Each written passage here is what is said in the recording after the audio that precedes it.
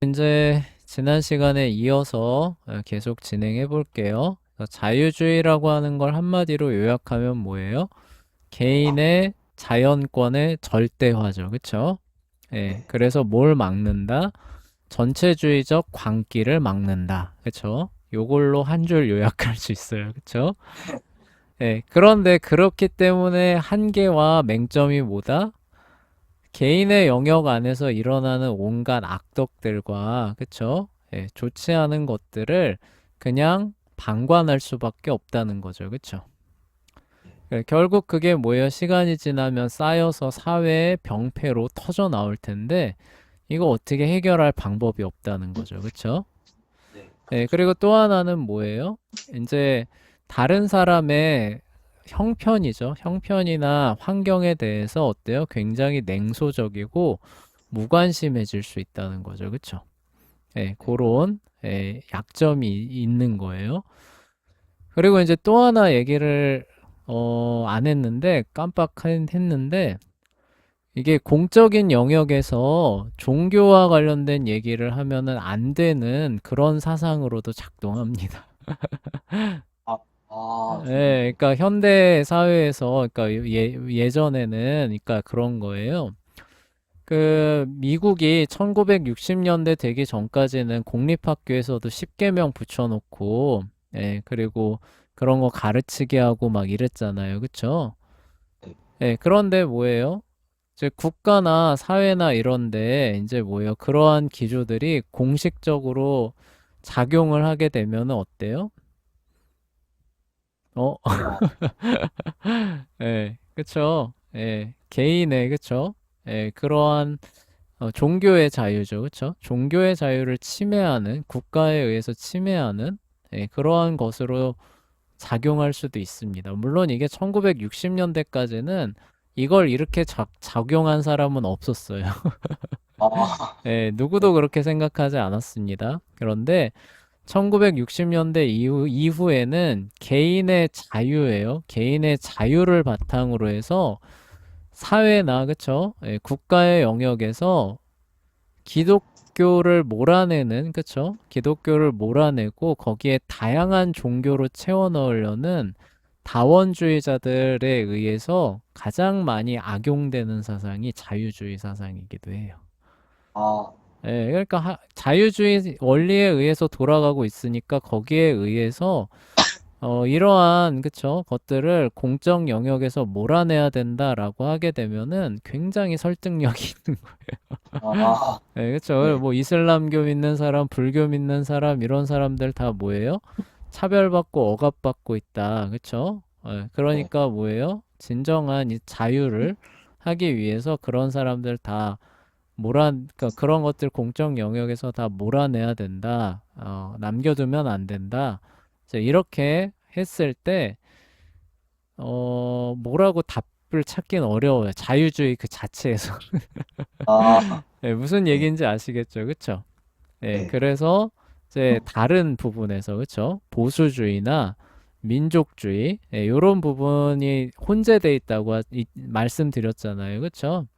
네. 예, 그런 부분들에 이제 논의를 이제 갖고 와서 이런 것들을 그대로 그쵸? 남겨둬야 된다, 보존해야 된다라고 충분히 얘기할 수는 있는데 자유주의 그 자체에서는 어려운 아, 네, 근데 이제 이거를 이제 모르는 이제 분들이 이제 현대 사회에서 이제 그러한 논의가 일어났을 때 이제 제대로 대응을 하기는 어려웠죠. 그래서 이제 미국에서 공적인 부분에서 기독교적인 색채가 확 빠져나가니까 미국이 어때요? 사회적인 지금 엄청난 혼란에 빠지죠. 그쵸?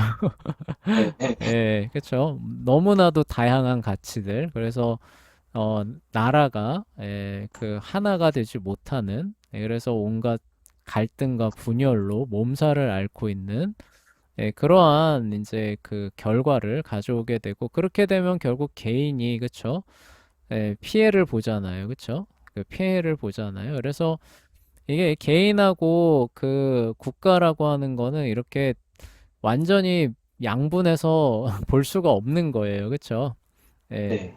개인이 있어야 국가가 있고 국가가 있어야 개인이 있는 거거든요. 네, 그렇죠. 예, 네. 이게 진리예요. 그쵸? 그런데 자유주의는 봤잖아요. 국가의 그런 어떤 폭거로 인해서 개인이 짓밟히는 걸 너무 많이 봤잖아요. 그러니까 기본적으로 아까 말했던 것처럼 개인의 절대화를 얘기를 하다 보니까 이게 이런 식의 맹점과 함정이 있는 겁니다. 아, 예, 그리고 요 맹점과 한계가 이제 아까 말했던 1890년대에 한번 터져 나오게 되고, 그리고 1960년대 이후에 다시 한번 터져 나오게 됩니다. 그래서 예, 굉장히 그런 어떤 지금도 그 사람들이 그런 피해들을 조장하고 개인들은 그걸로 인해서 무너져 죽어가고 있는데도 예, 여전히 이거는 간섭하지 마라, 그쵸? 뭐 이런 식으로 예, 대응하고 대처하는 예, 그러한 예, 모습을 우리가 볼 수 있는 거죠. 하여간 이게 왜 그런가를 이제 이해를 하려면은 요 자유주의 이거를 이해를 해야 되는 것이고 자유주의가 왜 그랬느냐라고 하는 거는 프랑스 혁명, 그다음에 나폴레옹의 그 시대를 이해하면은 요거를 이해할 수가 있는 거죠. 그리고 어쨌든 이 자유주의 사상에 의해서 그쵸? 예, 그런 어 그 뭐라고 해야 되나? 전체주의죠. 그쵸? 예, 전체주의적인 폭거를 제어하는 그런 어떤 박힘돌들을 예, 국가와 사회에 예, 이렇게 마련하게 하는 데 있어서는 예, 그래 좋은 예, 기여와 역할을 상당히 한 건 맞다. 그렇죠? 예, 그런 부분 이렇게 균형적으로 알고 계시면 됩니다. 자, 그리고 이 자유주의 사상이 아까 얘기했던 것처럼 빈체제와 가장 정면으로 충돌하는 사상이에요. 그렇죠? 그래서 가장 요주의 인물들, 아, 빈체제의 그 세력권 층에는 가장 요주의, 가장 빨리 색출을 해서 처벌하고 예, 그 싹을 잘라내야 할 그런 인물들과 사상이 자유주의자들 그리고 자유주의 사상이었습니다. 네, 그러다 보니까 이제 뭐예요? 또 반대로 왜 이런 거 있잖아요. 탄압받으면 더 빨리 퍼져나가고 더 널리 받아들여지는 거 아시죠? 그쵸? 아, 예, 네. 그러다 보니까 이 자유주의 사상이 그 전 유럽에 굉장히 빠른 속도로 퍼져나갑니다. 그래서 1848년에 이제 전 유럽에서 거의 일제히 자유주의적 혁명이 일어나는 사건이 일어나요. 그래서 아, 프랑스에서 일어난 공화국을 세우려는 시도가 1848년에 일어나게 되는데 우리 뭐 최근에 뭐 그런 거 들어보셨나요? 뭐 아랍의 봄이라 그래가지고 뭐 네. 튀니지에서 민주화 시위 일어나니까 막 그게 리비아로 번지고 막 시리아로 번지고 해서 그 아랍 지역 전역으로 한동안 막 번져 나갔었던 거 모르시나요? 모르실 수도 있는데 네. 하여간 이제 그런 것처럼 1848년에 이 자유주의자들이 혁명을 일으킵니다. 어떤 정부를 세우기 위해서요? 자유주의적 정부를 세우기 위해서 혁명을 일으키는데 그걸 그게 이제 방아쇠 역할을 하는 거죠. 그쵸? 그게 아, 방아쇠 역할을 해서 여기 나오는 것처럼 오스트리아, 독일 연방, 체코, 이탈리아 등의 연쇄적으로 혁명을 일으켜서 뭐예요? 자유주의적인 정부를 세우려고 하는 그, 혁명이죠. 혁명, 그 폭동이라고 해야 되나? 혁명이 마치 뭐 이렇게 파도 밀려들듯이 전 유럽을 휩쓸고 지나가는 이런 일이 1848년에 일어났었어요. 아, 네, 그러니까 그 얘기는 뭐냐면은 1848년이 되기 전까지 빈체제를 주도하던 사람들이 굉장히 집요하게 탄압을 했음에도 불구하고 어때요? 더 넓게, 그쵸? 네. 빠른 속도로, 그쵸? 네, 대한 사상으로 퍼져나가면서 자리를 잡고 있었다라는 것들을 역설적으로 알 수 있는 거죠, 그쵸? 네. 자, 그래서 이제 자유주의 사상에 기초한 정부를 세우려는 봉기가 일시에, 그쵸? 1848년에 전 유럽을 휩쓸고 지나가게 됩니다. 그런데 이러한 그 혁명이 굉장히 싱겁게 끝나요. 왜 싱겁게 끝나냐면은 이 혁명이 일어났을 때 이미 그런 것들을 조금 예상을 하고 있었는지는 모르겠는데, 이 왕과 귀족들이 이렇게 군대를 많이 양성해 놓고 대비를 하고 있었습니다. 아, 네, 네, 이거를 근데 이 자유주의자들이 몰랐어요. 네, 그리고 그거를 간과하고 있었던 겁니다. 네, 그러니까 뭐예요? 우리의 개인의 표현의 자유, 경제적 자유 얼마나 뭐 고귀하게 들려요. 그쵸? 그런 네. 고귀한 구호를 외치고, 그쵸? 그리고 실제로 그러면서 탄압받으면서도 그게 너무나 고귀하게 보이는 그런 대의 명분을 제공해 줬기 때문에 탄압받는 선의 그런, 그쵸? 예, 아, 이미지를 가지면서 전 유럽에 급속하게 퍼져나갔고 젊은이들 사이 가운데서 인기를 끄는 그런 대안 사상이 된 거잖아요. 네. 그러다 보니까 이제 어떤 상황이 벌어졌냐면은 굉장히 이상적으로 문제에 접근을 했던 거예요. 그래서 우리가 뭐예요? 어, 당연하다고 생각되는 이 권리를 외치고 부르짖고, 그쵸? 거리에 나가서. 그래서 사람들이 모여서, 그쵸? 혁명을 일으켜서 정부를 세우자라고 말만 하면은 이제 사람들이 그죠? 예, 그렇게 할 수 있을 것만 같은 그러한 이제 막연한 이제 환상을 갖게 됐던 거죠. 그리고 실제로 1848년에 뭐예요? 갑자기 이게 우르르르 하더니 그쵸? 네, 막 여기저기서 막 혁명 일어나가지고 새로운 정부가 수립될 것 같고 막 이제 이러한 모습이 벌어지니까 그쵸. 이 자유주의자들이 그런 이상에 이제 치우치고 휩쓸리기 쉬웠던 겁니다. 이렇게 해서 이제 드디어 자유주의 세상이 오는구나라고 사실 착각을 하게 했던 거죠. 그렇죠? 네. 그런데 기존 세력들은 그거에 대비해서 뭘 양성하고 있었던 거예요? 군대를 아, 양성하고 대비하고 있었던 겁니다. 그래서 네. 이 사람들이 혁명을 일으켜서 임시정부 같은 걸 세우니까 1년인가 뭐 조금 뒤에 대규모 군대가 쳐들어오는 겁니다. 아, 막을 네. 수 있을까요? 음악죠. 못 막죠. 뭐 이 사람들이 뭐 국가를 운영해 본 경험이 있어요. 뭐 군대를 조직을 해봤어요. 그리고 뭐그 애초에 이 사람들이 사상가지 군사 전략가가 아니잖아요. 그쵸? 네네. 네, 정치가지. 그러니까 이 노련한 그쵸? 이 사람들이 군대를 이끌고 이 혁명을 진압하기 시작하니까 진짜 무슨 뭐 물에 젖은 종이처럼 그냥 휩쓸려 나가버리는 거예요. 아, 그래서 이 네. 혁명이 아까 막 들불처럼 번져 나갔다고 했잖아요. 그쵸? 네. 근데 군대가 동원되고 1년인가 2년 지나가니까 다 진압돼 버려요. 아, 하나도 남지 않고. 네. 역설적이죠. 그쵸? 네. 그래서 이제 이 자유주의자들이 여기에 대해 이제 굉장히 고통스러워합니다. 요 현실을 마주하고 나서. 그리고 나서 이제 깨닫는 게 뭐냐면은 아, 우리가 너무 뜬구름 쫓는 이상만 쫓았구나. 이런 자각을 하게 돼요. 아, 그러니까 자유도 좋고, 그쵸? 개인의 권리도 좋고, 뭐 다 좋고 좋은데, 뭐예요? 일단 나라를 튼튼히 하는, 그리고 그 권력을 우리가 손에 갖고 있지 않으면은 이러한 이상을 실현할 기회조차도 얻지 못하는구나, 라는 걸 이때 자각을 하게 돼요. 아, 그러니까 자유를 실현하고 싶으면 일단 뭐가 있어야 된다는 거예요? 입이 있는 게 아니라 뭐예요? 힘이 힘이 있어. 있어야 된다는 거죠. 그렇죠? 네.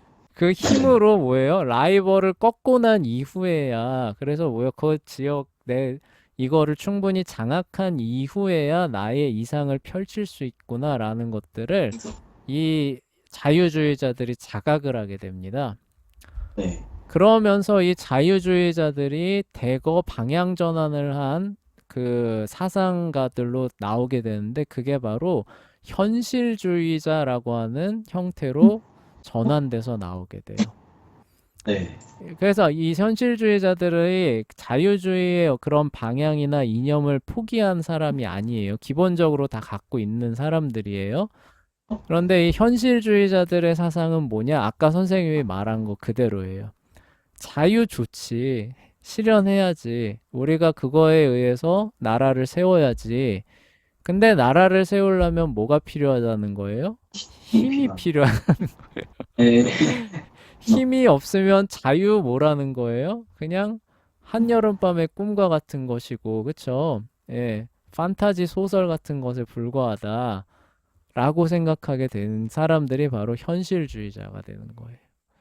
네. 네, 근데 그 현실주의자들이 나오기 전에 1848년에 나오기 전에 자유주의자들은 뭐예요? 굉장히 이상적인 거죠. 그렇죠?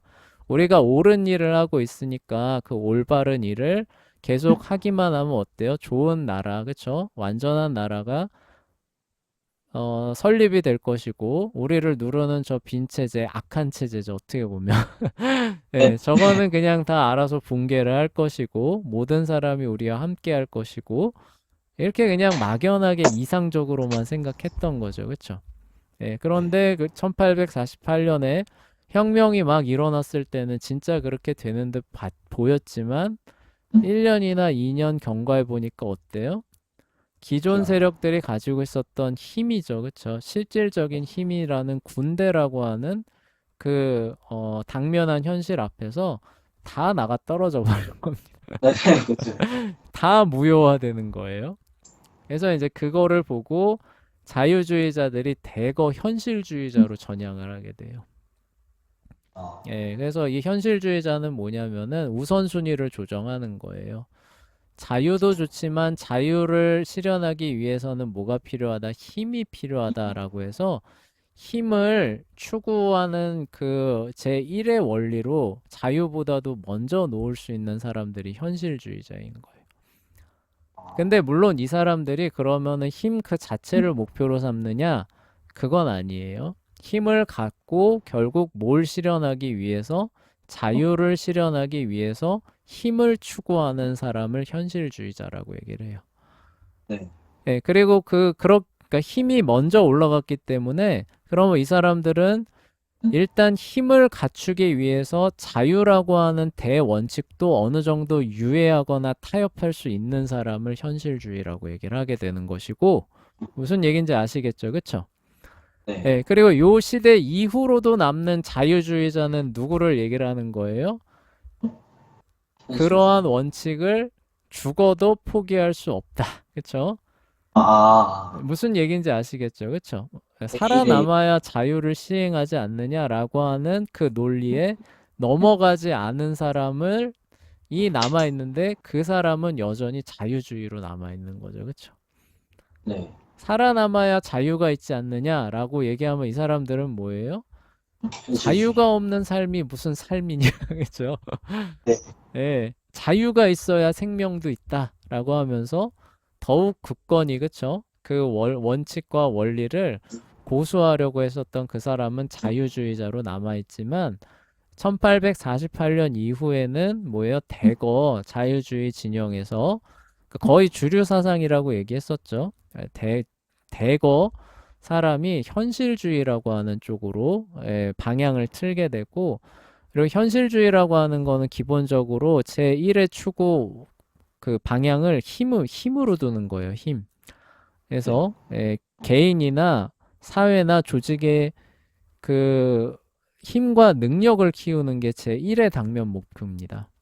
그래서 네. 그것을 위해서라면은 개인의 자유도 잠깐 유예할 수는 있는 그런 사람을 얘기를 하는데 물론 이 사람이 그러니까 굉장히 현실적이고 타협적이죠. 근데 이 사람들이 그거를 해서 그러면 자유를 폐기하자냐? 그거는 아니고 네. 뭐예요? 네. 그래서 힘을 어느 정도 키워서 내가 원하는 대로 할 수 있는 인프라를 마련하고 한 뒤에는 뭘 하겠다는 거예요? 자유주의적인 형태로 개인이 됐든 국가가 됐든 조직이 됐든 운영하겠다는 거죠. 그렇죠? 네. 예, 그런 사람들을 현실주의자라고 얘기를 하게 됩니다. 그래서 이 얘기가 이제 이 얘기예요. 그래서 군대 앞에 너무도 빠르게 식었다.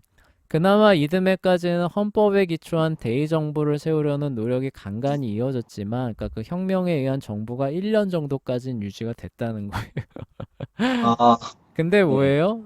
그 1년 정도 그 뒤에 아니면 그 과정 정도에서 기존 세력이 동원한 군대 앞에 다 종이장처럼 다 무너졌다는 거죠. 그쵸? 네.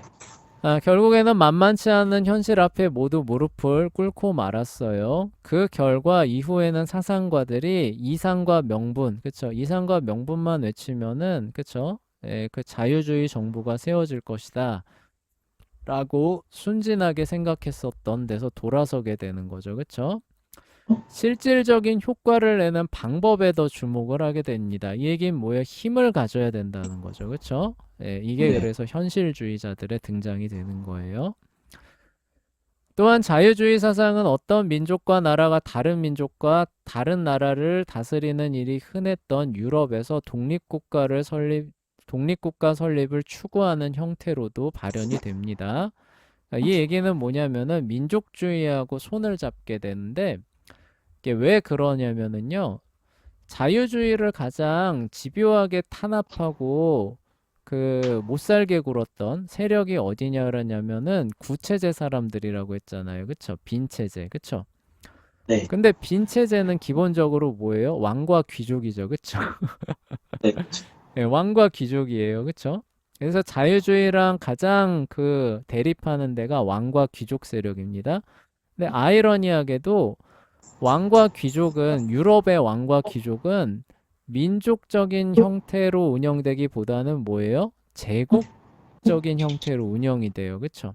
그래서 네. 신성 로마 제국 같은 거나 뭐 이런 거 보시면은 어때요? 뭐 스페인에도 자기 영지가 있고 독일에도 자기 영지가 있고 아, 그렇죠. 예, 예, 네. 그쵸. 이렇게 되잖아요. 그 뭐냐, 오스트리아 제국 이런 거 봐도 그쵸?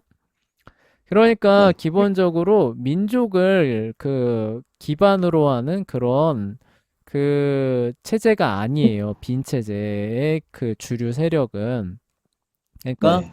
민족과 상관없이 그 구심점이 뭐냐면 왕과 귀족 그 자체가 여러 민족을 거느리는 그런 체제가 구체제였는데 이제 요 뒤에 설명할 민족주의 사상이 이제 힘을 얻게 되면서 뭐예요? 야, 왜 우리가 민족인데 우리 민족이 스스로 주권을 행사하는 자유를 행사하지 못하고 외세라는 개념이 생겨나기 시작합니다.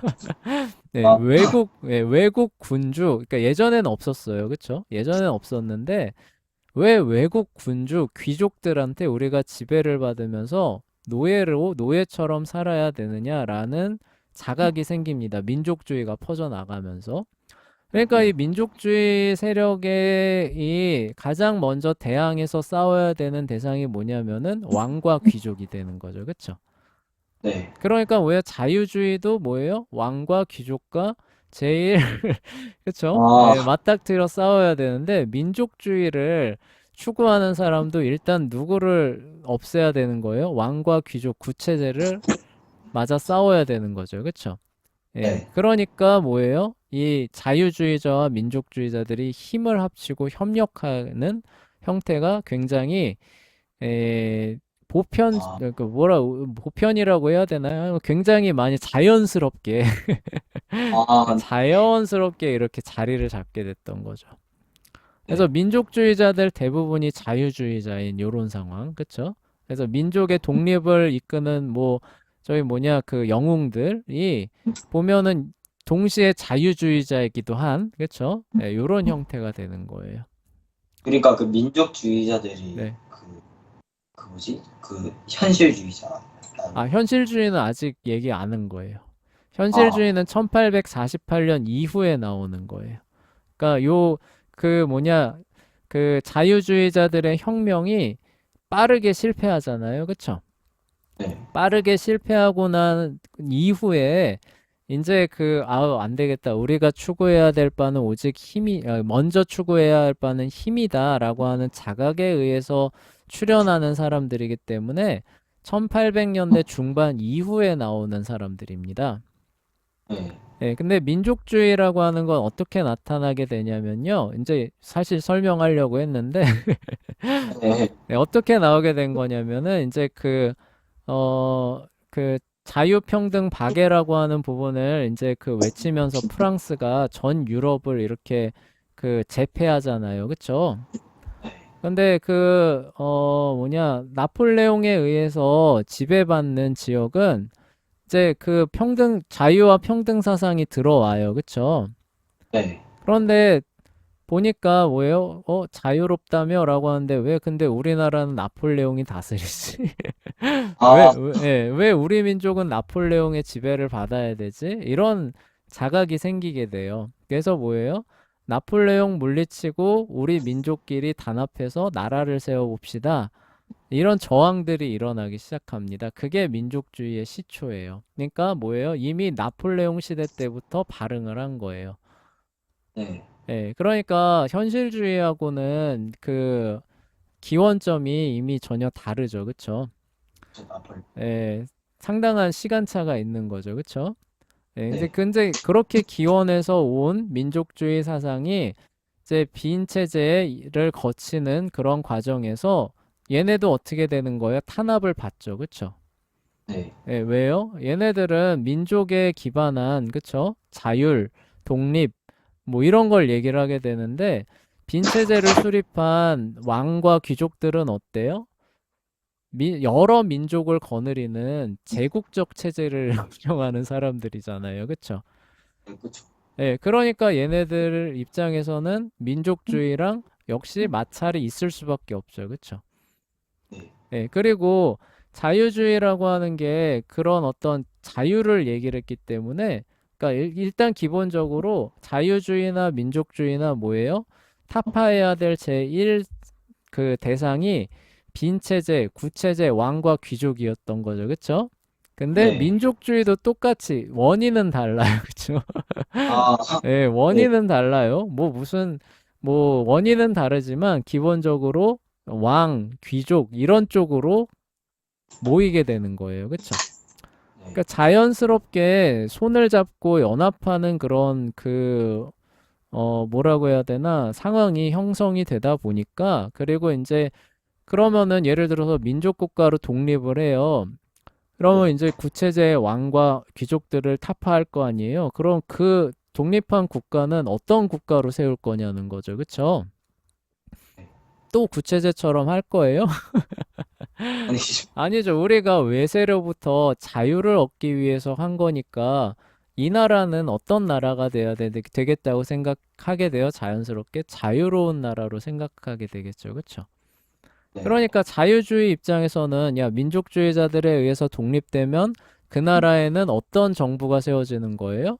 자유주의 자유. 정부가 생기는 거죠. 네, 그쵸. 네. 그러니까 자유주의 입장에서는 민족주의자들과 손을 안 잡을 이유가 있나요? 아니요. 없죠. 그쵸? 그래서 아까 네. 선생님이 얘기한 거예요. 나중에 독립의 영웅이에요. 민족주의자의 영웅입니다. 근데 그 사람 동시에 뭐이기도 한 거예요? 자유주의자이기도 하고. 네.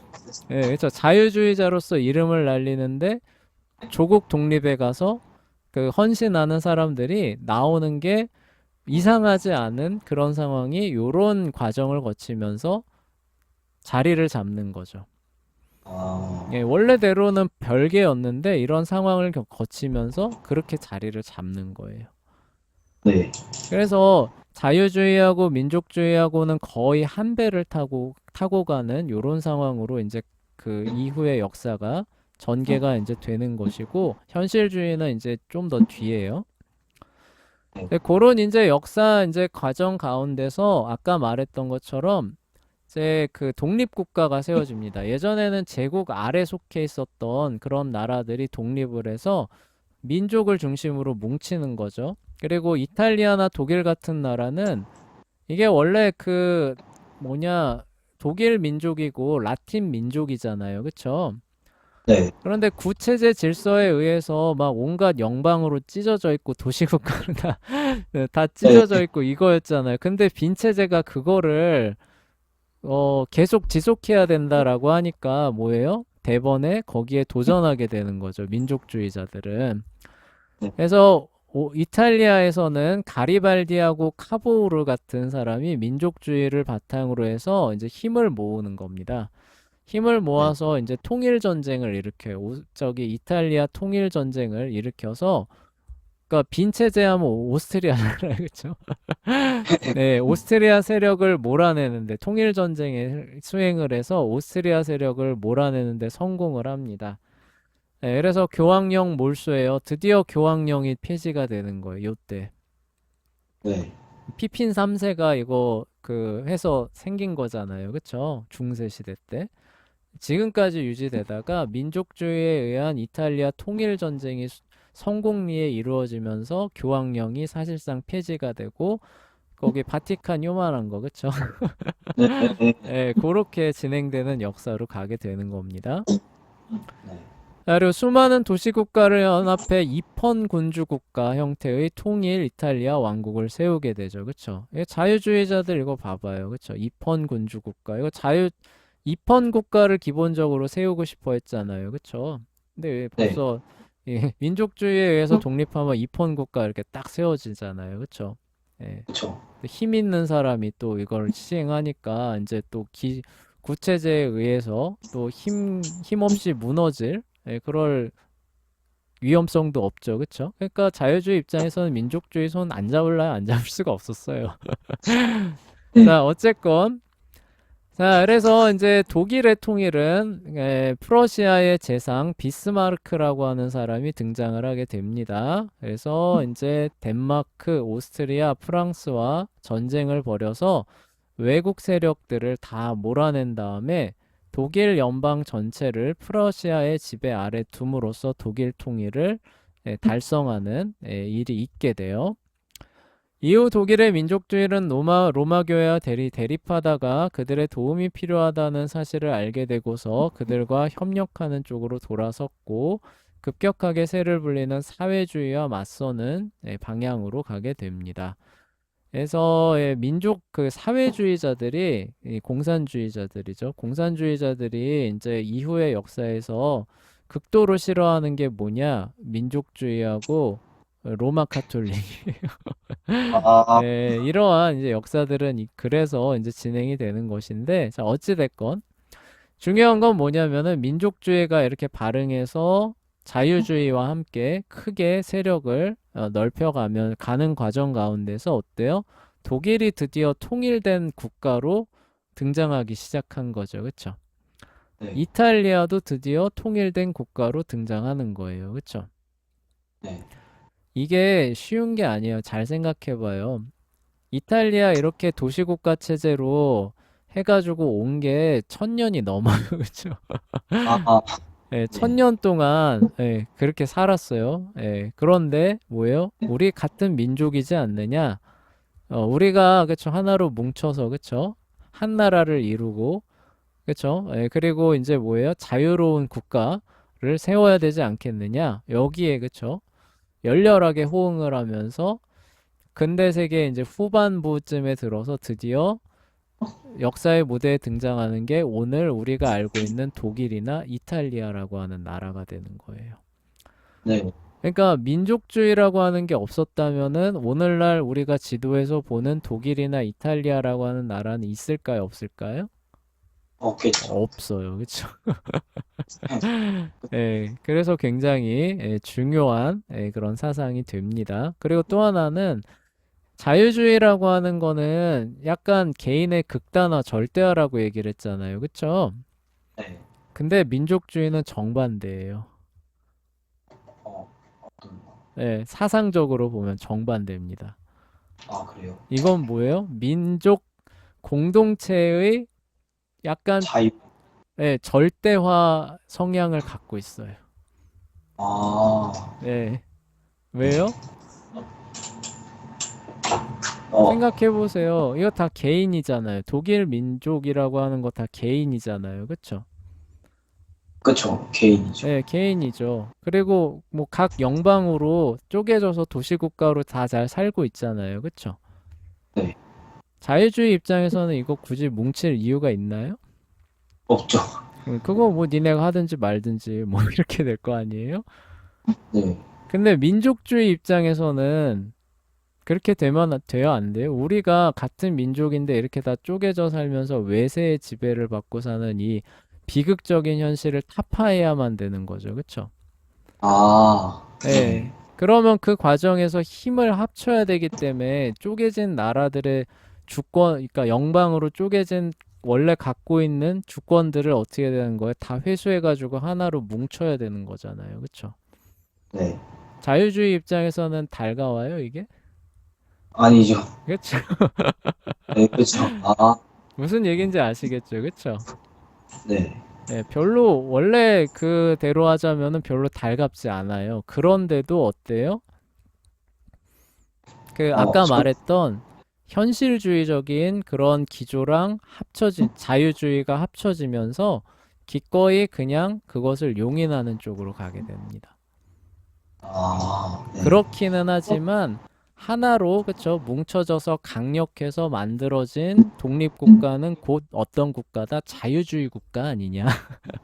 아, 무슨 네. 얘기인지 아시겠죠? 그쵸?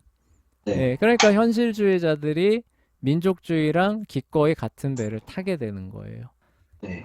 예, 그렇게 가게 되는 거예요. 근데 아, 예, 원래대로 보면 어때요? 그 사상의 기본 방향은 약간 둘이 다투는 요소가 있어요. 그쵸?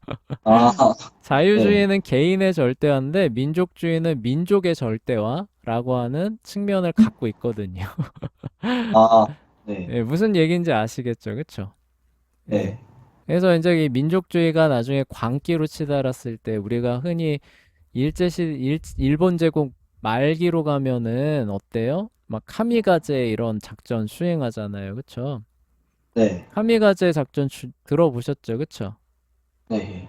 예, 그 비행기 몰고 가서 이렇게 그냥 꼬라 박아가지고 아, 아, 예, 네. 예, 이거 뭐예요? 이거 자유주의 입장에서 보면 어때요? 광기잖아요. 이, 그쵸? 예, 어떻게 개인의 생명을 그런 식으로 희생시키냐, 국가가. 그쵸? 네. 절대 막아야 되는 건데 민족주의적 관점에서 보면 어때요? 나라와 민족을 위해서 희생한 영웅적, 그쵸? 개인의 그런 것들을 기꺼이 나라의 영광을 위해서 바치는, 그쵸? 네. 네. 이런 거예요, 그쵸? 이게 이제 이후에 이제 보시면 더 알게 되겠지만 어쨌거나 두 개가 이렇게 같은 배를 타면서 약간 원래는 모순적인 부분이 있는데 그게 오히려 그 어떤 사상의 그 한계점, 맹점들을 선순환될 때는 맹점들을 그 보완해주는 역할들을 하게 됩니다. 그렇죠? 그래서 아까 말한 개인의 절대화하게 되면은 극단적 개인주의로 갈 수 있는데 그게 민족주의적 정서나 맥락과 사상 안에서 뭐예요? 보완될 수 있죠. 그렇죠? 견제될 수 네. 있는 거죠. 그렇죠? 그쵸. 그리고 아까 말했던 민족주의가 그쵸? 광기로 치닫게 됐을 때 뭐예요? 저기 뭐냐? 자유주의가 그쵸? 야, 그거는 개인의 자유를 짓밟는 거야 라고 하면서 브레이크 걸어줄 수 있죠. 그쵸? 네. 예. 그래서 이게 이렇게 하나로 합쳐지게 된 게 오히려 좋다는 거예요. 아, 네. 무슨 얘기인지 아시겠죠? 그쵸? 네. 예. 근데 원래 둘은 사상적인 그런 기원이나 이런 걸 보게 되면은 약간 좀 다툴 수밖에 없는 이런 요소를 애초에 갖고 있어요. 네. 예, 아시겠죠? 자, 네. 어찌됐건. 자, 그렇게 해서 이제 독일과 이탈리아는 등장을 하는데, 이제 오스만 제국이나 오스트리아 제국 같은 경우는 이제 어떻게 되는 거예요? 해체되기 시작합니다. 왜요? 네. 애초에 이 나라들은 여러 민족들을, 그쵸, 거느리는 왕과 귀족이었잖아요. 그쵸? 네, 그런데 이제 그 자리를 뭐가 차지하겠다는 거예요? 민족주의에 의해서 민족 국가가 차지하겠다고 하는 거니까 이건 곧 제국의 해체를 의미하는 거죠. 그쵸? 네. 네, 그래서 이제 그리스가 독립을 하게 돼요. 그리고 베를린 조약을 통해서 루마니아, 세르비아, 몬테네그로가 이제 또 독립을 하게 됩니다. 오스트리아는 독일과 이탈리아에서 세력을 잃어버리게 됐고요. 국내 문제와 관련해서는 완전히 독립한 왕국인 헝가리 왕국도 세워지게 돼요. 그러니까 네. 민족주의는 그동안에 큰 규모를 자랑했었던 제국한테는 치명적으로 작용을 하게 되는 거죠. 예, 그 외에도 오스트리아에서는 다양한 민족으로 인한 갈등을 겪다가 1914년에 세르비아 민족주의자가 오스트리아 헝가리 제국의 황태자를 암살하면서 1차 세계대전의 막이 오르게 되기도 합니다.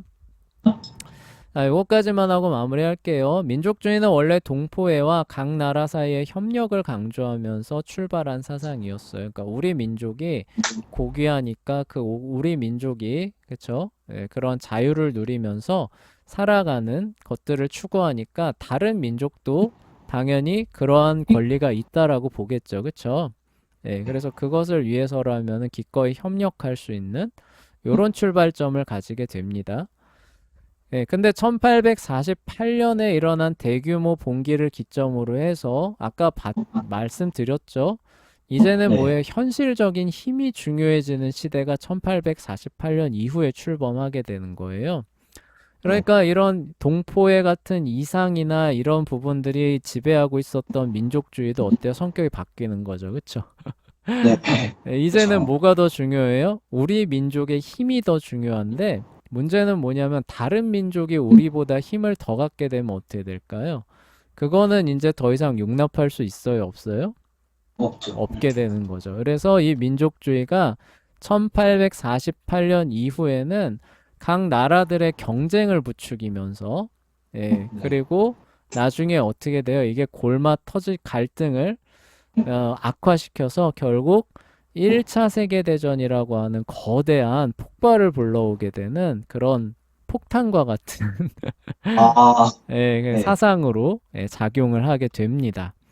근데 네. 어쨌거나 근대 세계가 이제 이렇게 진행되면서 이제 고 20세기로 나아가는 그 길목에 있는 거예요.